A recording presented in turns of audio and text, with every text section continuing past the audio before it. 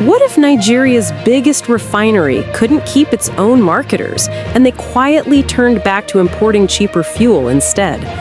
That eye-opening scenario is now unfolding.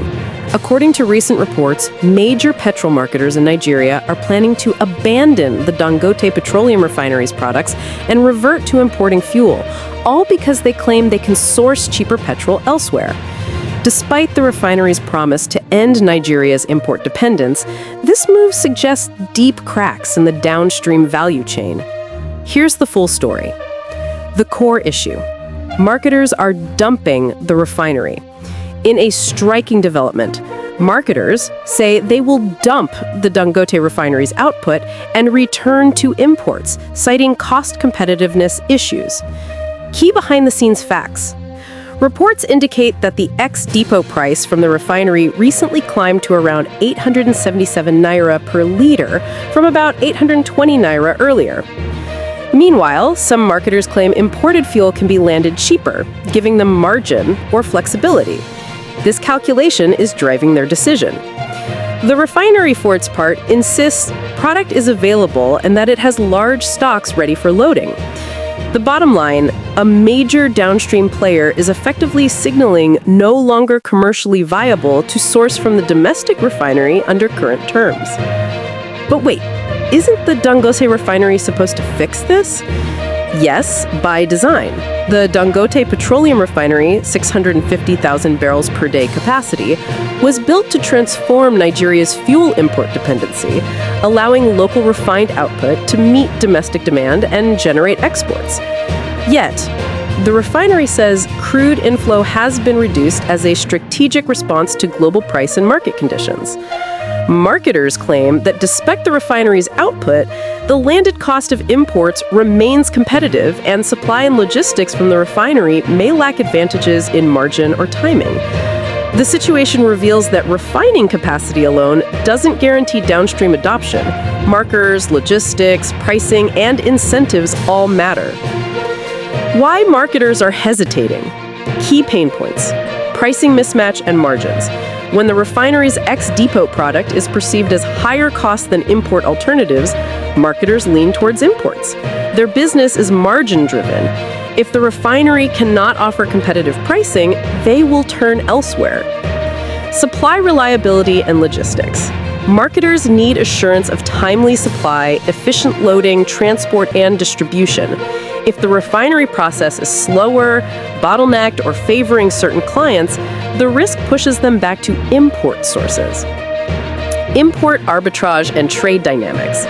Global fuel markets, currency exchange rates, freight, and landing costs can create windows where imported fuel is cheaper than locally produced product, even after duties. Marketers appear to say this is currently the case in Nigeria. Contractual terms and take-or-pay risks.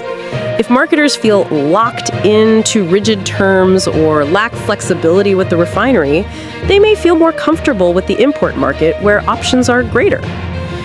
Trust and market behavior. Some marketers may lack trust in single-source supply, that is, one major domestic refinery, preferring diversified sourcing. The switch signals a potential flip in mindset, even with local refining running. What's at stake? Big implications for Nigeria's oil economy. Domestic fuel security. If marketers move away from the local refinery, Nigeria's vision of ending petrol imports will be harder to achieve. Imports may continue, undermining the value-added benefits of the refinery. Foreign exchange and trade balance. Fuel imports mean more foreign currency outflows. If domestic refining doesn't capture downstream supply, Nigeria loses on potential foreign exchange savings and value capture. Industrial credibility and investor confidence. The refinery is a flagship project. If downstream stakeholders publicly say they're abandoning its product, it raises questions about commercial viability, supply chain integration, and future investments. Price to the consumer. If the refinery cannot supplant imports, pump prices may remain high or volatile. Marketers are signaling cheaper imports might mean better margins, but what about consumers? Will price competition improve? Strategic positioning. The hang-up may not just be price. It may reflect market power, relationships, contract structures, and transition dynamics. How the government, refinery, and marketers negotiate those relationships now will determine the broader outcome. What to monitor? Indicators and next moves. Loading volumes at Dangote Refinery. Are marketers reducing offtake? Are tanks staying full?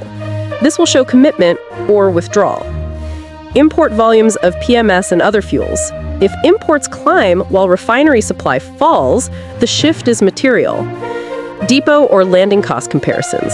Watch how import landed cost versus refinery get-tree pricing evolve.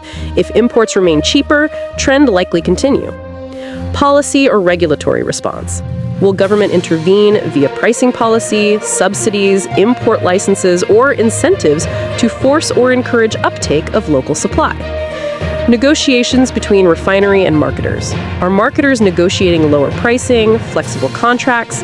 Will the refinery respond with discounting or special terms? Impact on pump price. Will fuel prices drop, stay stable, or rise? If local supply inefficiencies persist, expectation of price relief may be unfulfilled. Final thoughts. Here's the tough reality. A mega refinery built to secure Nigeria's energy independence is now facing market resistance, not from supply, but from the very entities that were supposed to buy from it. They're signaling a retreat if terms don't suit them. The question becomes, who adapts?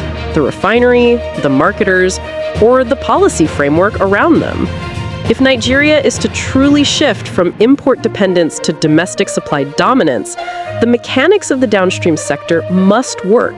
Pricing, contracts, logistics, trust. Without those, domestic refining remains impressive in size, but underutilized in impact. For now, watch what the marketers do. If they load less from Dangote and import more, the dream of end importation may simply remain just that, a dream. Thanks for watching. If you enjoyed this update and want to stay informed with fast, reliable news, don't forget to subscribe to Newsflash 360. Hit the notification bell so you never miss a story. Your next headline is just seconds away.